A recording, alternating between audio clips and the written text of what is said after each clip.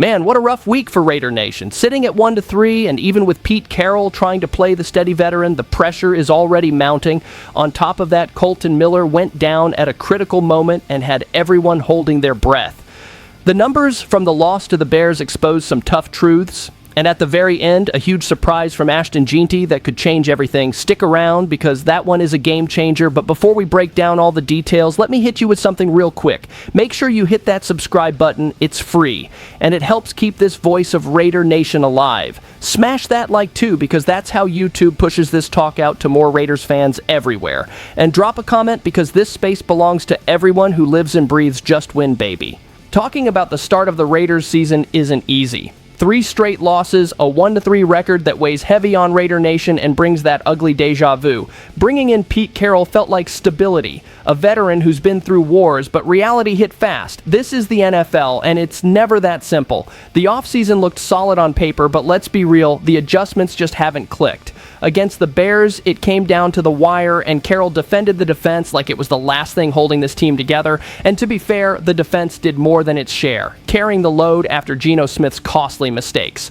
3 touchdowns allowed, losing the time of possession battle badly, yet Patrick Graham's unit stood tall in tough spots. That side of the ball still has an identity, but the truth, 1-3 is still 1-3. And the question is whether a coach in his 70s can really connect with a locker room full of younger players living in a completely different vibe. Bill Simmons didn't hold back, calling the Raiders one of the 3 worst coached teams right now, pointing out sloppy game management and poor preparation. It stung to hear, but honestly, he's not wrong to question it. Carroll's age is part of the conversation. Can someone that far removed from his players' world really lead them? I'm torn. On one hand, Carroll does look out of step, but on the other, the team shows flashes. The run blocking was better, the ground game actually had life, and Ashton Jeanty finally looked like he could be a weapon. The defense is showing fight, and Max Crosby is still a nightmare for opposing offenses.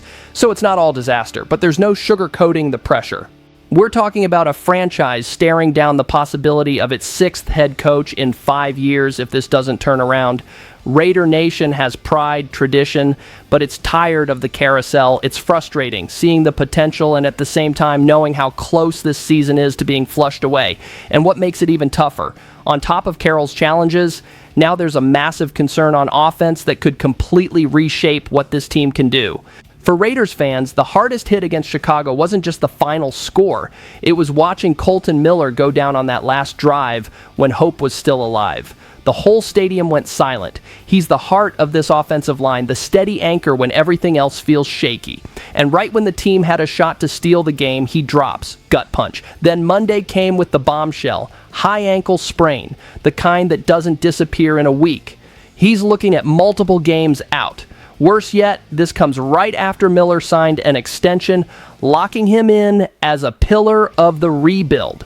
So how do you rebuild the line without its leader? It's like ripping out the spine. Let's be honest, Raider Nation has already had it with this team's inability to finish games. Against the Bears, the blocked field goal sealed the loss, and now losing Miller makes the offense even shakier. This isn't just about technique, it's about morale. That locker room looks around and doesn't see its vet holding the fort. That weighs heavy. Ian Rappaport said this could be weeks. That leaves 2 bad choices. Shuffle guys around and hope someone steps up, or go out and find a replacement, even if it's just a stopgap. Neither option inspires much confidence, and the ripple effect is huge. Without Miller, protection falls apart, Geno Smith starts pressing, the run game loses rhythm. Consistency goes out the window, and right now, that's the last thing this team can afford. Miller balanced everything. Without him, everything feels fragile. One thing Raider Nation never loses, though, is its voice. Fans, and yes, the women in the nation too, are demanding a response from the front office. Nobody's settling for a defense holding the line while the offense collapses because there's no plan. So the question is simple. Will the Raiders make a bold move, or will they just stall and pray Miller comes back soon? This could decide the season, and speaking of deciding moments, the numbers from that loss tell a story that can't be ignored anymore. If there's one thing the loss to Chicago made clear, it's the numbers. They expose weaknesses, but they also show where there's hope. That's what fans look at. It's not just about the final score, it's about what the team shows in between. And this week, the stats hit hard. First, Ashton Jeanty finally had space to run before contact. Sounds basic, but it's huge. In his first 3 games, the guy was getting stuffed behind the line almost every carry. Against the Bears, he averaged 1.1 yards before contact. Doesn't sound like much, but it opened the door for a breakout, 138 yards, a touchdown, multiple big runs. I literally shouted, "That's what we've been waiting for." This shows that when the O-line gives him even a crack, the run game works. And that changes the whole vibe. If Jeanty becomes reliable, Geno Smith doesn't need to play hero ball, because when he forces it, turnovers happen. And against Chicago, he threw 3 brutal interceptions that tested everyone's patience. Now, the second stat, only 6 pressures allowed. On paper, that's solid. The line held up, didn't give up sacks, looked like they were finally finding rhythm. But Geno still found a way to blow it with poor reads and bad decisions, tossing gifts to defenders. Quarterbacks simply have to be better, especially when the protection is there, and that's the contradiction. There's progress in spots, but the execution still kills drives. Fans are left wondering, if the offense doesn't click now, when will it?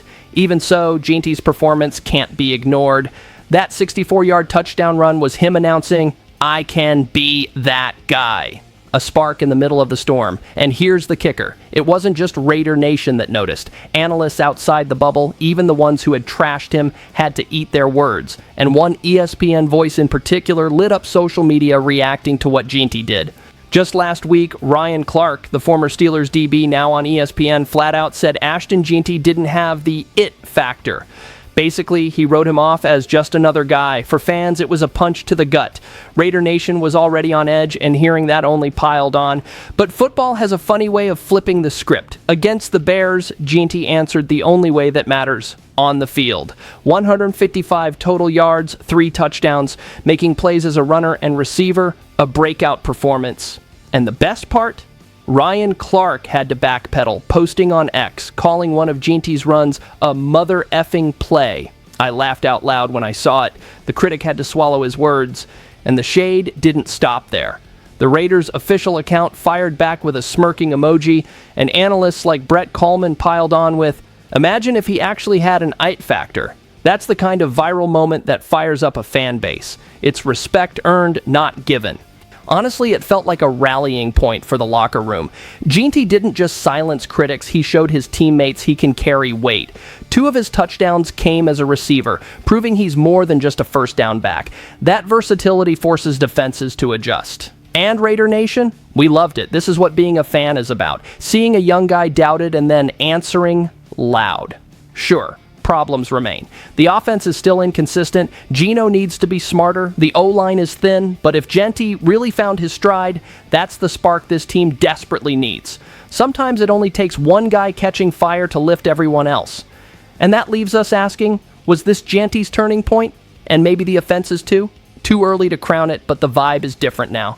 Last week was doubt. This week it's hope. Just win, baby. Because this team never stops surprising us. Look at how much this team stirs us up. Pressure piling on Carroll, the gut punch of losing Colton Miller, the numbers exposing flaws, but also highlighting Jeanty's rise as the possible game changer. That's the Raiders' ups and downs in the same Sunday. Drop your comment below, because this space belongs to everyone who lives in Raider Nation.